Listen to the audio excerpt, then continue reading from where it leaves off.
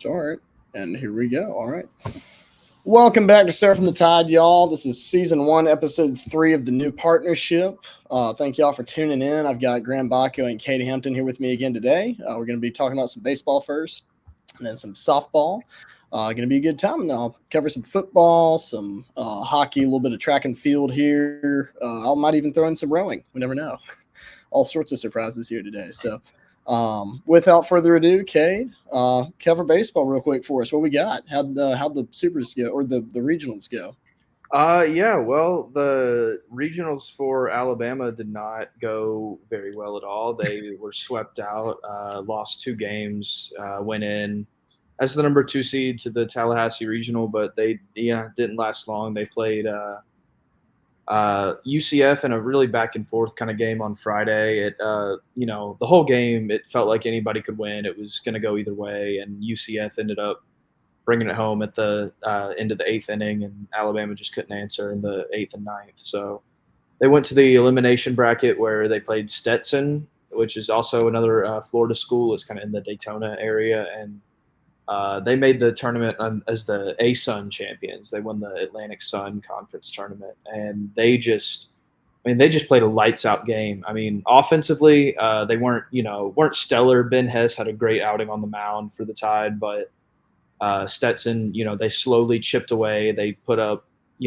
4 one-run innings. It wasn't like they hit a big home run at any point. They did hit a home run on the first at bat, but other than that, it was just, 1 run at a time, and Alabama just could not get anything on the board. There was no run support for what was a solid day by Hess. And, they just Stetson made some really just spectacular defensive plays out in the field, just some awesome diving catches and big ground outs, and just kept Alabama outside off the plate. There was one point where I think it was the 4th inning, 4th or 5th, where Cade Snell tried to come home on a wild pitch, and that was the closest Alabama got to scoring a run. And he got tagged out it was within his fingers were within an inch of home plate. He got tagged out. So it was just, whatever Alabama did, it just, nothing was going their way in that elimination game. And at a certain point, you could tell that the team just kind of felt like flat almost, like they had no momentum, nothing was going their way. And it just one of those baseball games, baseball is one of those sports where sometimes when things just aren't going your way, there's just nothing you can do about it. So yeah, it happens. Yeah, tough way to end the season, but it was a strong first season of the Rob Vaughn era. I think a better season than a lot of people expected them to have, and they will certainly be back in the postseason. Yeah. If next year most likely, and if not next year, then for plenty of years to come. I think they have the right guy in place, and they're a program that's trending upwards, especially in a tough conference like the SEC. Like this year, the SEC was probably better than it's ever been baseball wise. And they still managed to win 13 games and get a solid, 7th place in the conference. So, for a first year head coach, and, the youngest head coach in the conference too, Rob Vaughn is the youngest head coach in the SEC. And he's also, one of the youngest coaches in college baseball overall. But yeah, he's the youngest coach in the SEC. And for him to step into a program that went through so much, turmoil in the offseason and at the end of last season with the whole scandal with Brad Bohannon and all that mess, it was, just still an impressive season, an impressive first season for him. For sure. Well, yeah, I think as for next season, I'm looking at the baseball commits that we've got right now. At least these are the ones that I've seen so far. We probably have more. I just don't even know it. But we've got Andre Madugno. I really hope that's right. He committed to us. And then Eric Hines also committed to us. And the latter is a big right-hand bat for us. I know that he's going to be hitting some dingers next year. Hines actually is a class of 25 recruit. So he still has another year. He still has another year at Hillcrest in Tuscaloosa, which, nearby. And so, yeah, he's kind of a hometown right in the backyard. He's actually last couple of years at Hillcrest, he's emerged. He's a 3-sport star in football, basketball, and baseball, but baseball is kind of his main thing. And he's committed for the class of 25. So he'll be here. He'll be in Tuscaloosa next season. But he's got another year at Hillcrest to go. That goes to show you how much I know about baseball. Well, yeah, I don't have really any of the other commitments that we've got. I've got the player rankings for 2025, but that's about it. But I'll talk about in the next episode probably. But how did the UCF game go? Do you know? Do you mean the game that the Alabama game, or Yeah, the first one. Yeah, the first. I mean, it was a back and forth. It was a 8-7 ball game. It was pretty close throughout the whole game. Both offenses were kind of moving, especially after the starting pitchers went out for both teams after they pulled the starters. But it just really was back and forth. Both offenses were consistent, putting up runs, and at the end of the day, UCF just took the lead at the right time and effectively limited Alabama at the end.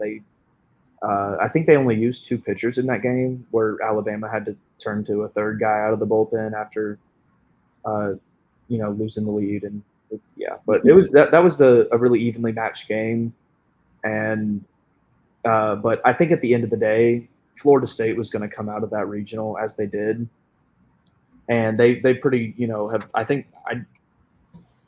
did they beat UConn? Yes. Yeah, they're going to Omaha. They did beat. Okay, so I was watching that game yesterday before the Stallions game started, but I didn't catch the end of it. But Tibbs guy.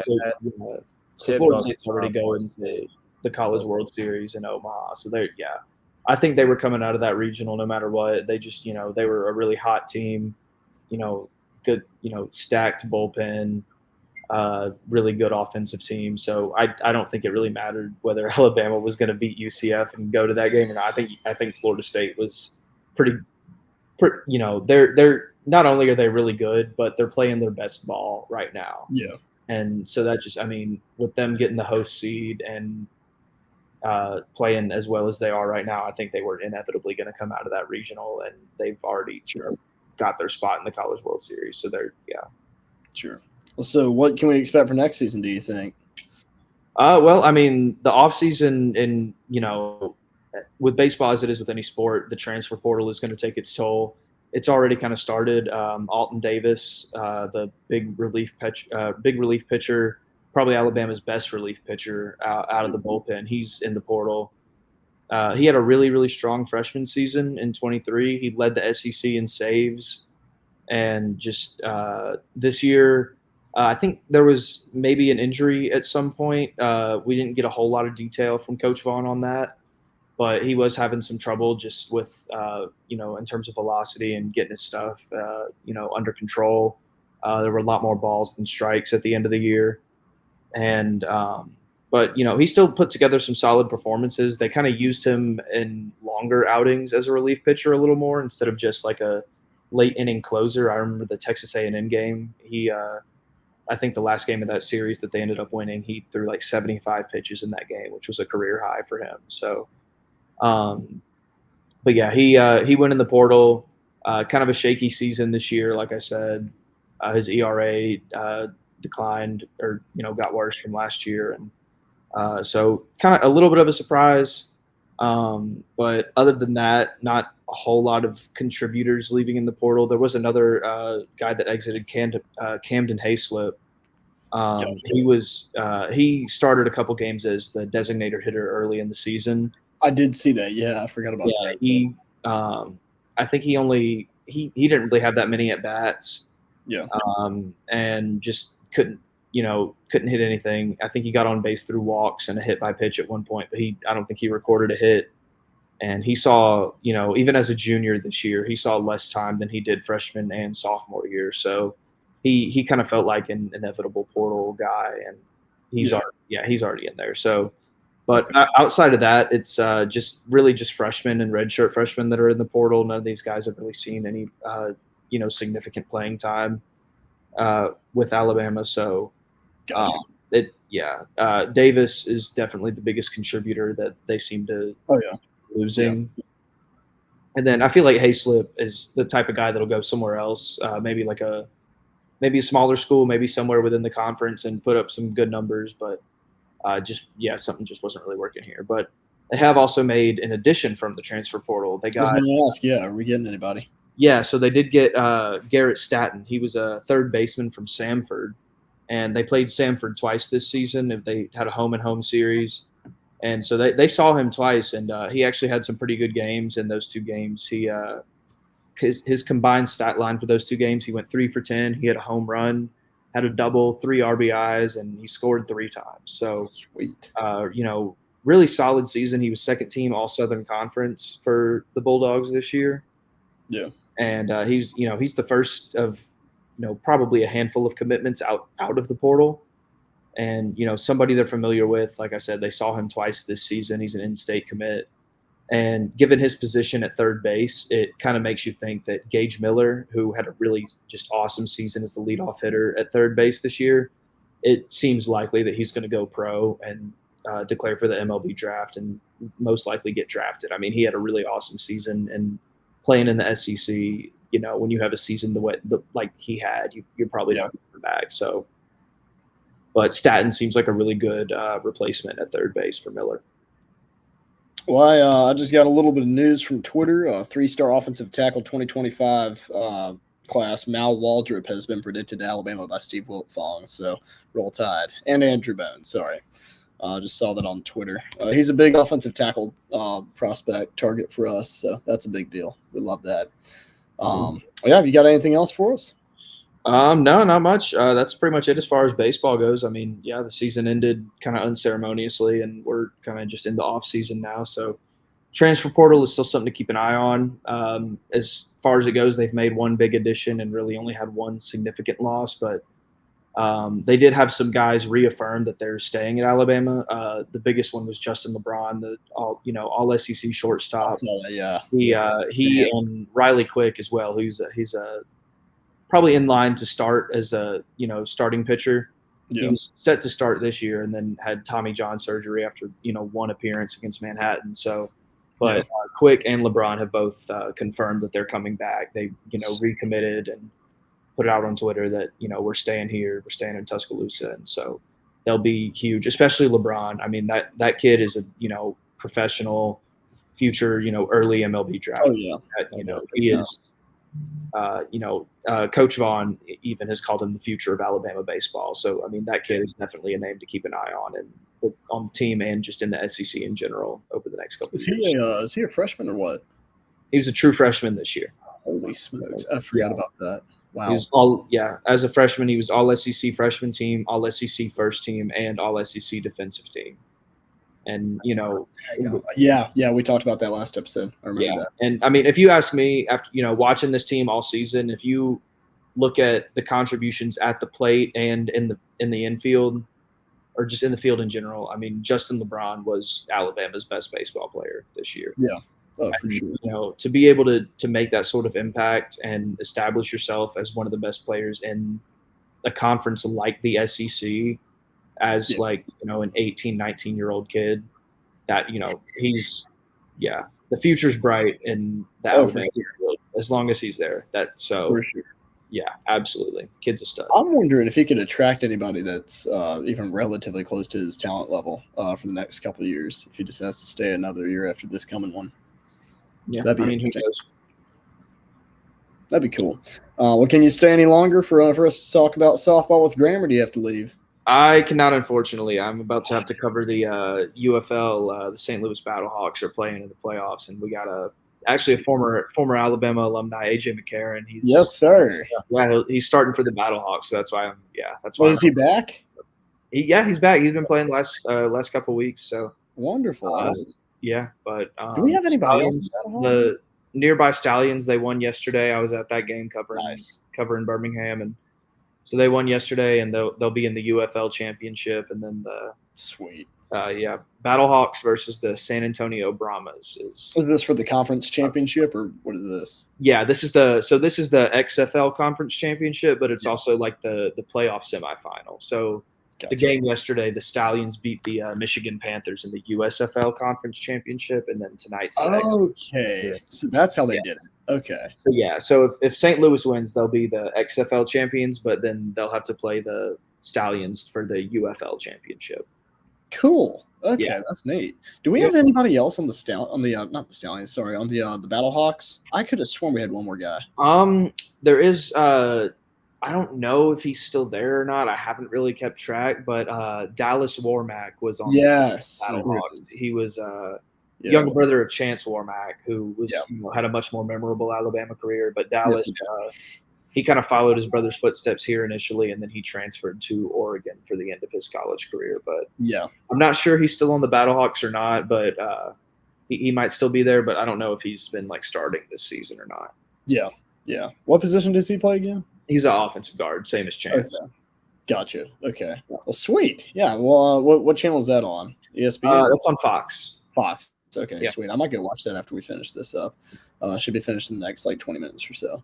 All right, sweet. Well, thank you for coming on, man. I'll talk to you again soon. We'll see when we can have you back on. And Yeah, man, absolutely. For your contribution, I appreciate it. For sure. I appreciate you having me on. And yeah, I'll talk to you guys later. Absolutely. All right. I'll see you, man. For sure. All righty, Graham, your time to shine, man. All righty. So as for softball, so I know that we played, what was it, UCLA, I think, in the first round of regionals and or super World Series. Got my stuff mixed up. I keep on getting baseball and softball mixed up. No, that's totally. When I was typing it out in the script for the last episode, I was like, I can't get this right. It was so annoying. But so what happened? How'd it go? Yeah. So game one against UCLA, it was really the final score. UCLA won 4-1. It was really tight until it's either bottom of the fifth or bottom of the sixth. UCLA hit a 3-run home run with 2 outs, and immediately it was 4-1, and that was the game. But the problem, what I wrote a sidebar on about that game is that the base running decision. So there's a top of the fourth where we had a run on first, and she tried to steal second base. She was called out, but on the instant replay review, it was shown that she was actually safe. But Coach Murphy didn't challenge, so instead of having a run on second with 2 outs at the end of the inning, and then we go to the fifth inning. The bases are loaded. We hit a single into right. The runner from third scores. We try to sneak in the runner all the way from second to home, and she didn't make it. It was an easy call out at home. So, they left a lot of people on base and a lot of runs on the board. I think that, if had it not been for a couple of those decisions right there in the fourth or fifth innings, I don't know if we would have won, but it would have been a heck of a lot closer. Could have been a 4-3, or it could have gone extra innings. You never know. They did leave a lot. So, that sends them to the losers bracket, to the double elimination part of the World Series bracket. And so they're playing Duke, and that was a true pitcher's duel. It was 1-1 all the way till I think it was like the sixth inning or whatever, where Marley Giles, she hits a home run to right field, puts them up 2-1, and Kayla Beaver, I believe she pitched though. I think she might have pitched the whole game. I can't remember if someone came in the seventh inning. Yeah. But yeah, so she closed it out, and it was a tough 2-1 win right there. And then we go to the game against Florida. There's another elimination game, and it was a really back and forth game. It was tied 2-2, and then Brisky comes in for relief. Beaver started the game again, and then so Jocelyn Brisky, she comes in for relief, and then Florida scores a run. I think it was like a single or something, or a double, to take a 3-2 lead, and eventually, I think it was later. Yeah, it was later in the inning of the next, it was the start of the bottom of the fifth inning. That they take Brisky out. Now here's the thing: is technically by softball rules, you can put the starter back in. So Kayla Beaver could have been put back in. Coach Murphy decided to put in Ailey Johnson. She's usually come in for like a save once in a while during the season, but it was her first appearance since the tournament started, going back to regionals. She hadn't made an appearance yet in the postseason. So she puts her in, and unfortunately on the third pitch, Florida had 2 on with 1 or 2 out, and third pitch she threw, Florida hits a 3-run home run, makes it 6-2. And that's the question that's the big question that people are asking, and online on Twitter and all that, is why not just give Beaver another chance, and put in someone who hadn't been made an appearance in the postseason yet? I don't know. I was wondering about that. So yeah, so 6-2. Alabama, they tried to come back. They did all they could. They scored 2 runs there in the bottom of the or whatever 5th or 6th inning. Yeah, I remember that. I think it was. Yeah, so it made it 6-4. It was really, they had their chance. They eventually got to a point where they had the leading run at the plate. But she couldn't get it done, and Florida won. It is what it is, Yeah.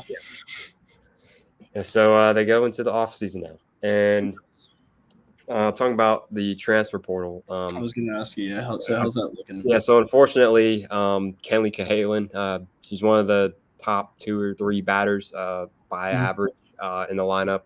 She's entering the transfer portal. She was batting .290, hit 9 home runs throughout the season. So one of Alabama's best offensive weapons in the portal now. They haven't gotten anyone yet from the portal. They haven't had anyone transfer to Alabama yet. But I did just see here. So signee, so incoming freshman here for next season. Her name's Kennedy Marceau. She was just named the Gatorade Louisiana Softball Player of the Year. So I guess we're getting pretty great recruit coming here as an incoming freshman here. Let me read you her stats here. Yeah, go for it. So she's batted .615 with 21 home runs and 50 RBIs in high school. .615. That's pretty incredible, and that's a incoming freshman. So we talk about losing one of our better batters into the portal. Well, here we go. We got incoming freshman who's been batting over 600 throughout her high school career. So I would still say that they need to get some more power bats in the transfer portal, but having this incoming freshman for next season certainly helps. Definitely. Yeah. Well, I do know about one transfer that we're getting. You may or may not have seen her, but it was like 2 or 3 weeks ago at this point. Okay. But Northern Iowa catcher and utility player. I think I talked about her just a little bit. Yeah, I think you might have. Yeah, I mentioned Alexis Papillo. She is transferring to Bama, 2-time All-Region honoree, 382 batting average, 35 home runs, 19 this season alone. Okay. And 98 RBIs. Okay, wow. And to top it all off, she has 2 years of eligibility left. I'm just reading what I wrote down for the last one. So we got a good one. Yeah, we got a good power hitter, I think. Mm-hmm. Oh yeah, hoping so at least. We'll see. But I think to replace her, I think that's a good replacement. To my untrained eye, But that sounds pretty good to me. So yeah, definitely. But what are the expectations for next season? Do we think we run it back? What do we think? They'll certainly probably make another postseason appearance for sure. Coach Murphy, he's a great coach. They've gone 25 straight postseason appearances now into the NCAA tournament. So I think you would certainly have to expect something very similar to what this season was. And really see that here's the thing is. Remember, they were the 14 seed, the number 14 overall team. So, yeah, they hosted a regional, but after that, they were a huge underdog going into Tennessee for the super regionals. So it's like it was crazy to think that they even made it, and especially after they started 3-6 in SEC play. A lot of people are counting Alabama out there. A lot of people were done with them, saying, maybe you'll make the postseason, but you won't do too much in the postseason. And they proved all the doubters wrong, and they made it to City. And so you never know with Coach Murphy. That's why he's a great coach. Is he can take a team of underdogs and make a deep postseason run. Now what certainly hurts though for the pitching staff is Kayla Beaver. She's a 5th-year senior, so obviously she's graduating. Alabama legend, man. Yeah. Oh yeah. She transferred this season from Central Arkansas, and as for her 1 year. Playing at Alabama, she certainly made the best of it. Unfortunately, she's gone now. But Jocelyn Brisky, she's announced she was a freshman pitcher, the second best pitcher on the team. She's already announced that she's coming back. So that is very key to the pitching staff. She's probably going to be the top pitcher on the pitching staff next season. Who was the one that came in against Florida, you said? Yeah. So she came in for relief of Beaver. She only gave up a run, and then Ailey Johnson came in after Brisky. Gotcha. Okay, I thought she was the one that pitched the 3-run homer. No, okay. it was Johnson. Gotcha. So I'm assuming Johnson is the third best pitcher on the team. So Yeah, you expect her to back? she's well. They also had Jayla Torrance. I think she was a Okay. senior too. So I think she's graduating. Gotcha. I haven't heard anything about her coming back on their year. So I believe she's graduating too. So yeah, Ailey Johnson and Brisky are, the two pitchers right now that they have, and we'll see what happens. Yeah. With the transfer portal, maybe they can get a pitcher. That would certainly be great. Yeah, and I don't know. I know I mentioned her in the last one. I don't know if Victoria Moten from Daphne, if she's a 24 class or 20. She's 25. Okay, I'm looking on the Max Points right now. She's a 25 class, so never mind. But I wish we had her coming in because, man, she tore it up in the playoffs. It was incredible.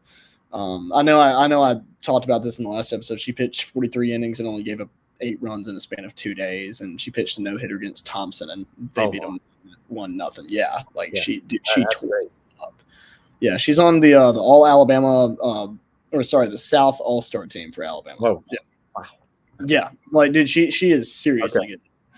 Yeah. So yeah, pitcher Victoria Moten.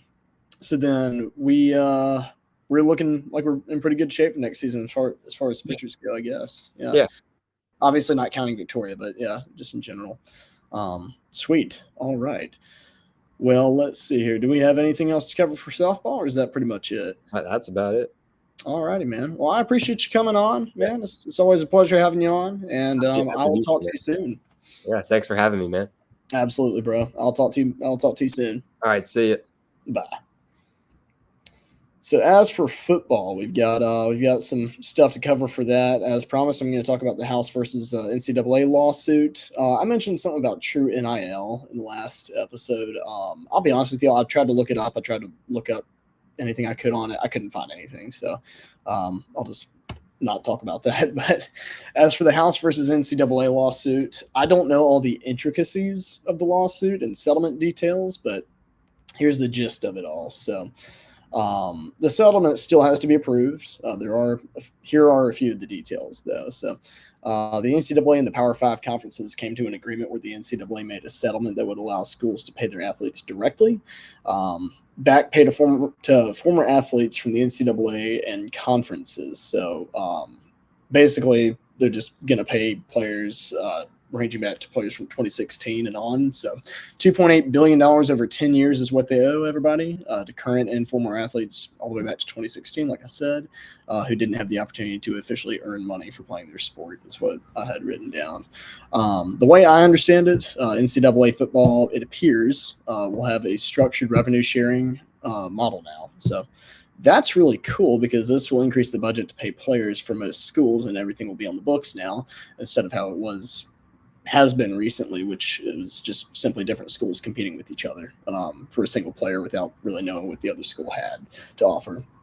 But conferences will finally be able to use money from their TV deals to pay players, which I love. I heard Josh Pate talking about that a little while back, and I've heard him talking about it the whole time ever since then, and I love that idea. I don't know why they haven't done that the whole time. I guess just because the whole time NIL hadn't been legal until more recently, officially legal. But I saw something online. Somebody said the players will still be able to enter an agreement with any company and do a deal for their true market value for their NIL. So that's good. What I've been hearing, though, about Yay Alabama, about our NIL collective, something that's not great about it is that they, to my knowledge, they may have changed it since the last time I heard about it, but last time I checked, they don't have any partnerships with any like big corporations like Texas does. Like Texas has Lamborghini. They've got a bunch of other companies that they partner with. We don't really have that. So that's a major downside to our recruiting, except Kalen DeBoer has been tearing it up still, even with that not working out for him. So, and I'll talk about recruiting a lot in the next episode. I'm going to talk about Keelan Russell and Chuck McDonald. He just committed to us after his May 31st official visit. So I'll go over that in a minute. But this is really just scratching the surface for the whole thing, and it's a super summarized version of what's been happening. So The rest is way too complicated to get into on here, but I encourage all of you who love college football like I do, go read about it. It's pretty interesting. So let's move on a little bit to the NCAA playing rules panel. So they just passed a bill to allow corporate logos on the field now. So I felt like I've mentioned that. I'm kind of curious what we're going to put on the field if we're even going to put anything. Maybe Fusaklis, maybe Dreamland. Who knows?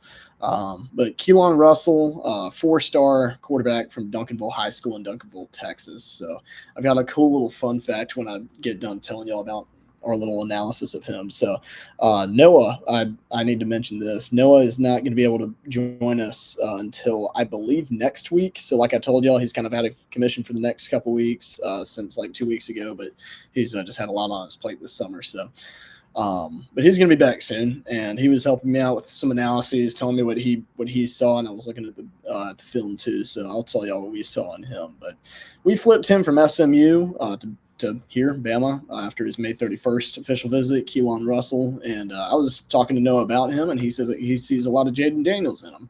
I said I definitely see a lot of Lamar Jackson too. He's really, really fast. He's got a very good arm.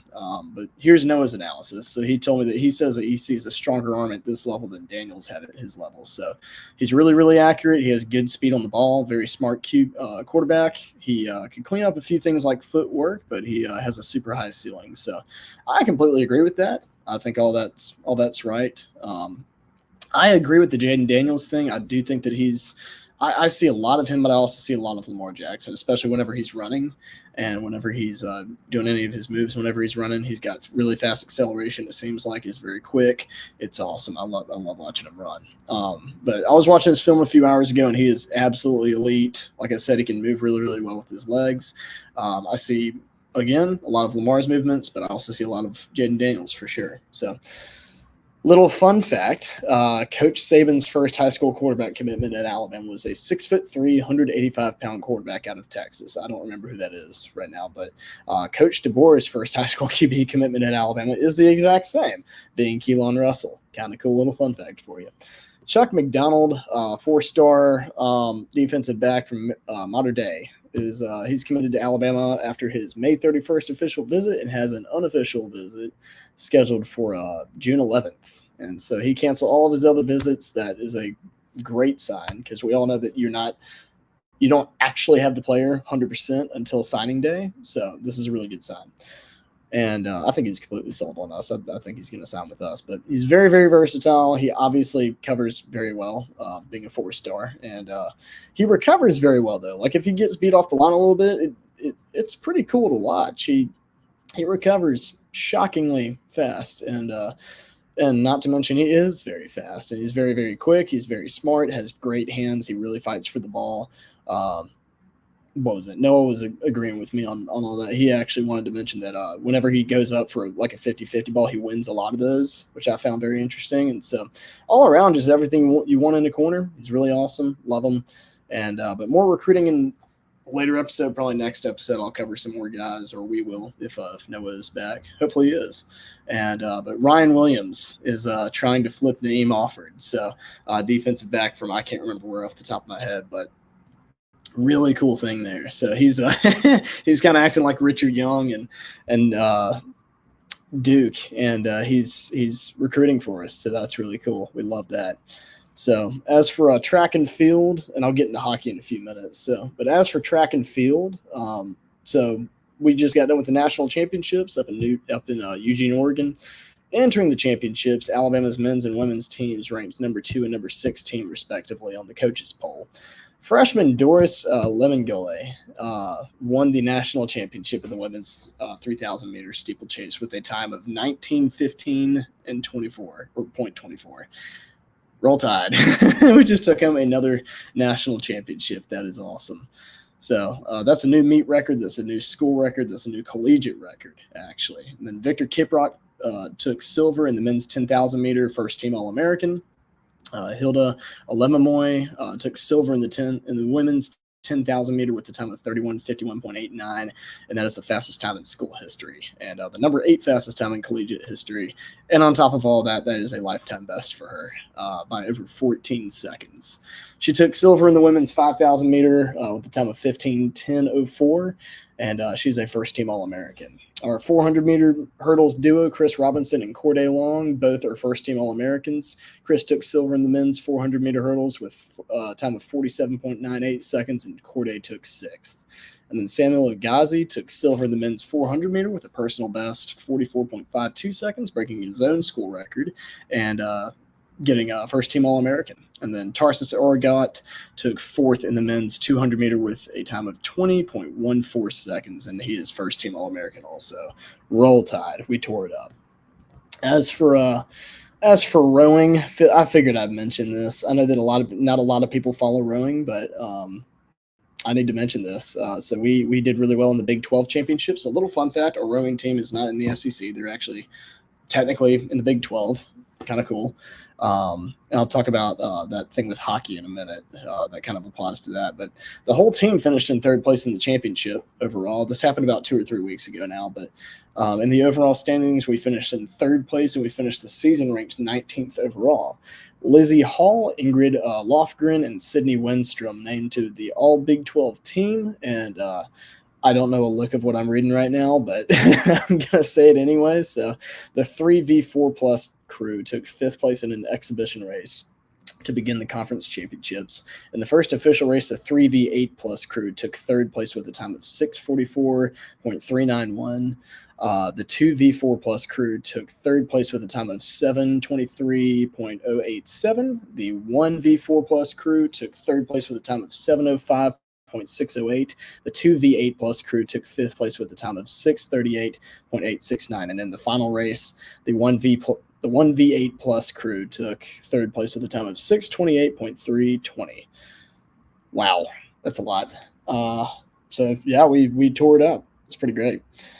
So next up we got, and for hockey, so credit to Courtney Larimore, sports editor for the Crimson White, for all of this. I just went and read her article a few minutes ago, and I got all this from there. So y'all go read her article really quick when you get a chance. But our AMCHA M1 team, along with Louisville, UNC, and NC State, is creating a new conference. The 4 schools entered an agreement with the ACHA and the ACC Hockey League to make the conference, and it will be effective in the 2025 to 26 season. Or it will begin to be effective then, sorry.